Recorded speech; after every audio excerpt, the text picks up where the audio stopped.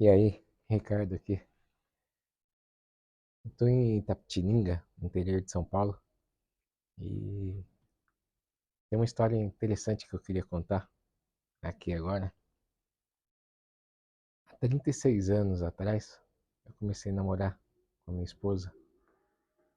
E assim como todo jovem, todo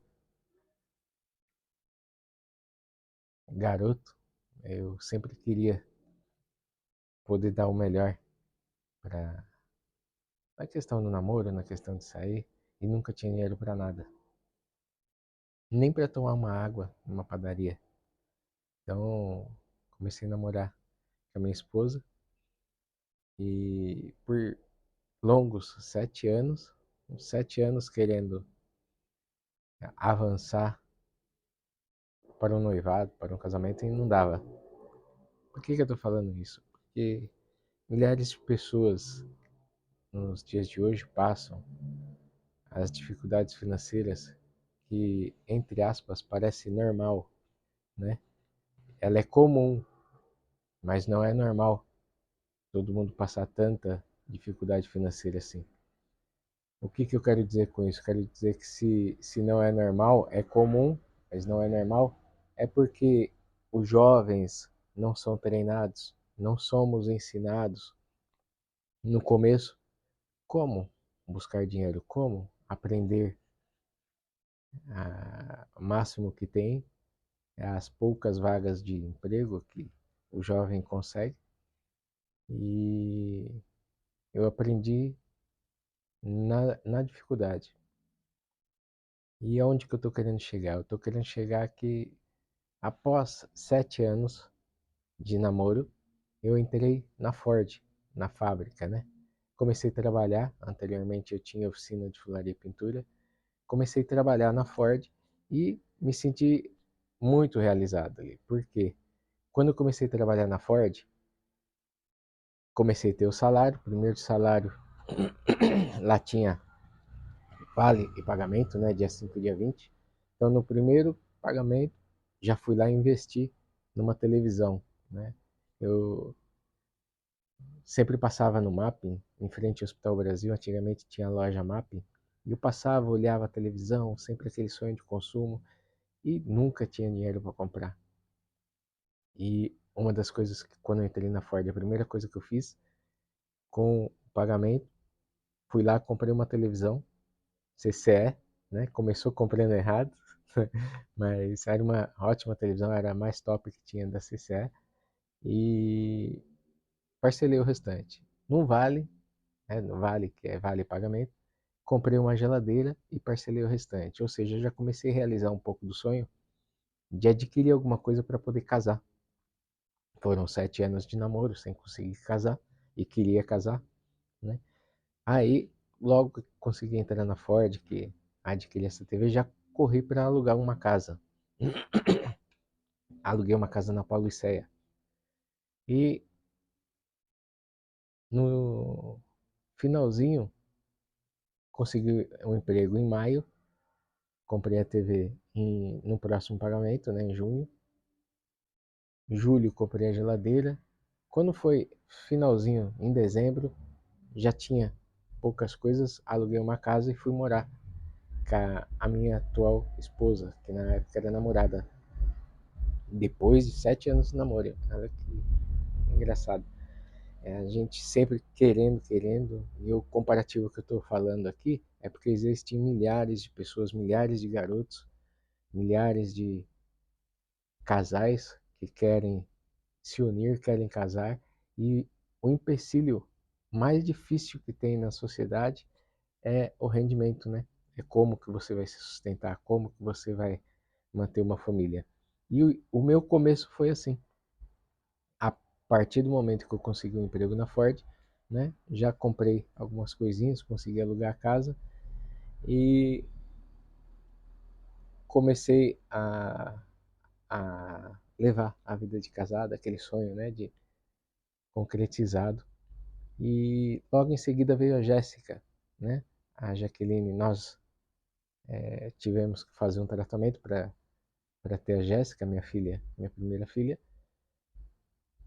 E A Jéssica nasceu dia 30 de abril. Mais um episódio que eu quero contar aqui em especial para vocês aí.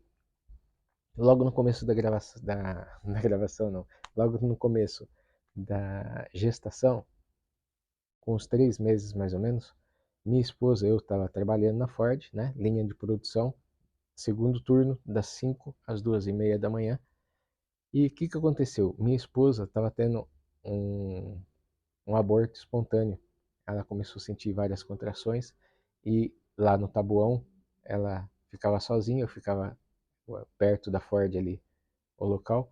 Pedi para o meu encarregado uma saída para poder socorrer minha esposa, que me ligou falando o que estava acontecendo.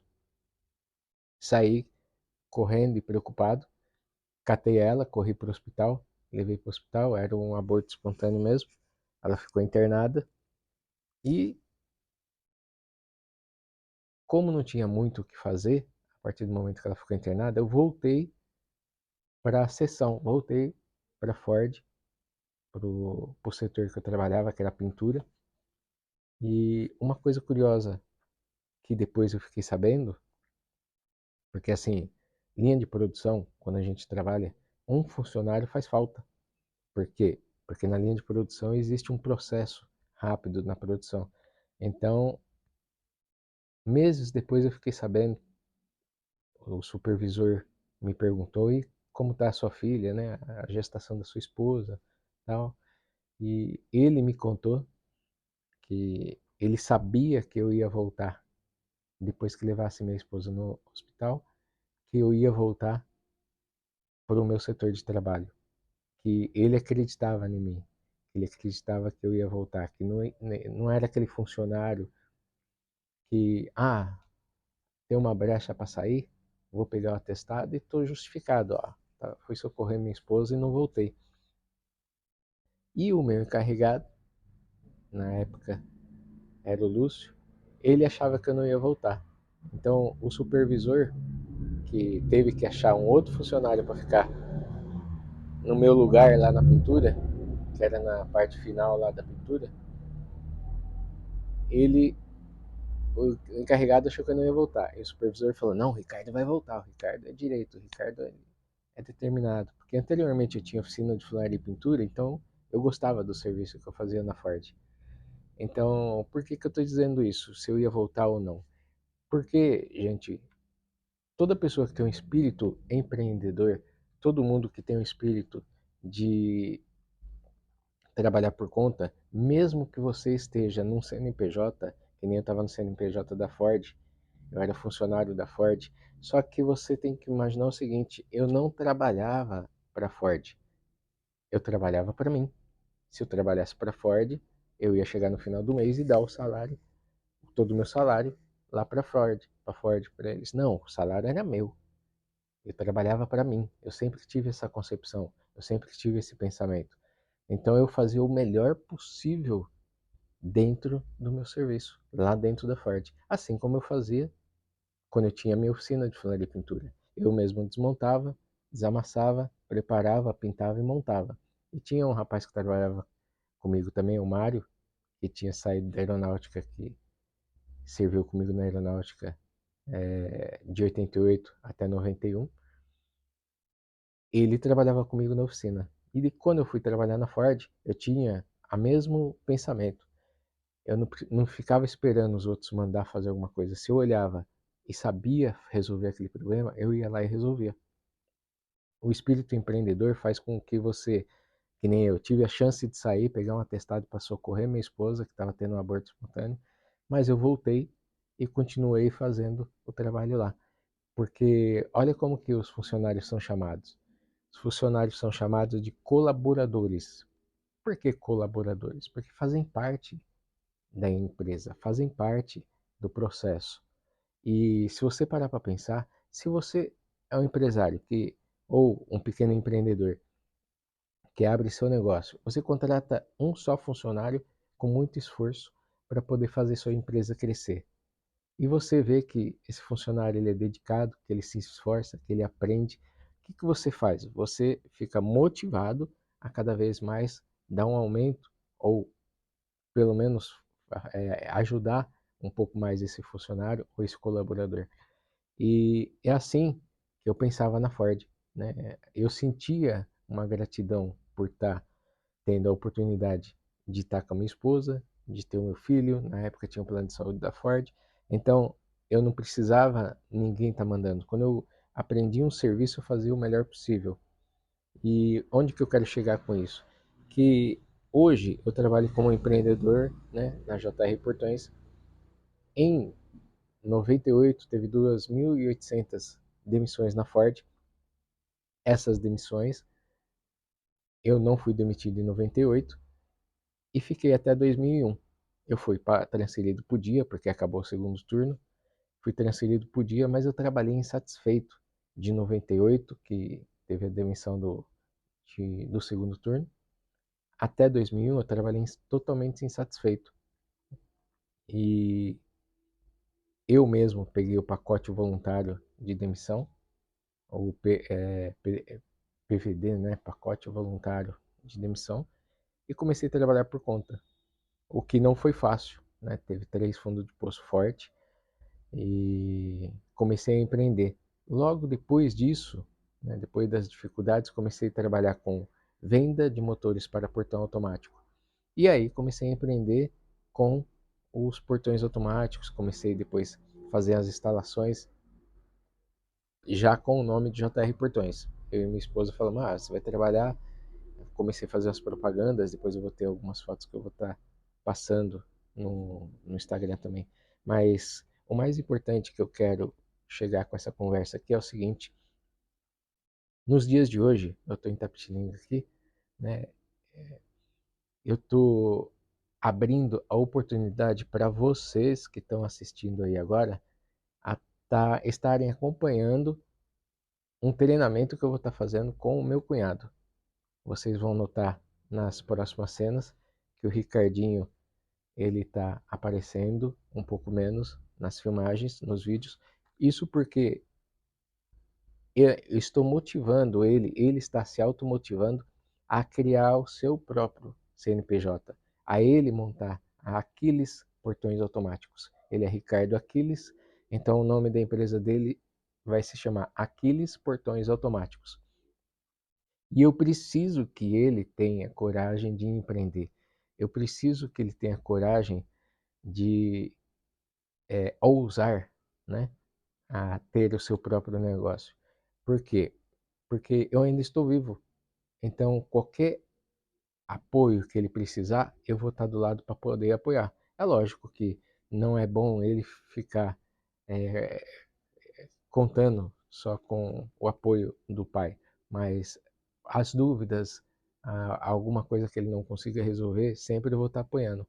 E nesse treinamento que eu vou estar fazendo com o Ulisses, que é o meu cunhado, que vocês vão estar vendo mais vezes nas filmagens, eu vou estar gravando vídeos, já como esse aqui que eu estou gravando, onde eu vou estar mostrando para vocês que estão aí atrás da tela, desejando empreender, desejando aprender alguma coisa, tentando mudar a mentalidade, tentando mentalizar como que vai sair, né, de uma situação de desemprego por uma situação a empreender, porque hoje em dia, para a pessoa poder ter emprego, está muito complicado. Existe, né, um, uma coisa que eu até falei para o Ulisses, né, existe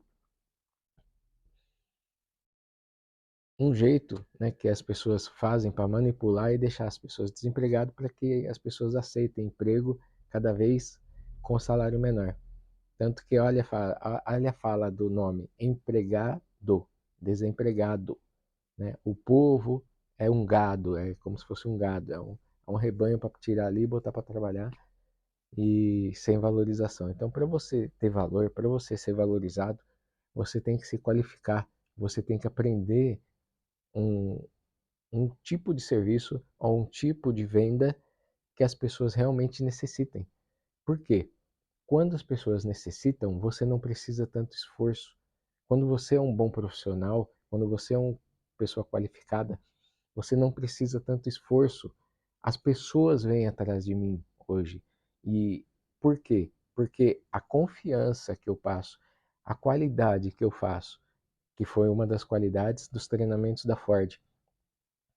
Todos aqueles cursos de qualidade que eu fiz na Ford, ISO 9000, um monte de coisas que eu fiz, eu aplico. Então, é superar a expectativa do cliente. Então, a partir do momento que você trabalha direito, a partir do momento que você faz as coisas no seu serviço, ou produto, ou venda, você trabalha com honestidade e supre a necessidade das pessoas, as pessoas começam a voltar depois atrás de você. No próximo serviço que a pessoa para, necessita, ela lembra de você, ela procura você. Então é sobre isso que eu vou estar passando. No treinamento que eu vou estar passando para o Ulisses, que ele vai estar, entre aspas, né, fazendo partes que o Ricardinho fazia, e o Ricardinho eu estou motivando a fazer os serviços paralelo, porque as pessoas pensam assim, ó, se eu colocar o Ricardinho para trabalhar separado de mim, vai tirar o que é meu, vai virar um concorrente meu. Não vai virar um parceiro de negócios, porque quando eu tiver sobrecarregado de serviço, eu coloco ele para fazer a parte que eu não consigo. E quando ele tiver sobrecarregado de serviço, ele coloca alguns serviços que ele pegar a mais para eu estar fazendo. E assim sucessivamente. Se de repente eu treino você, treino o Ulisses para fazer os serviços, não são concorrentes meus, são parceiros de negócio, são parceiros de serviço.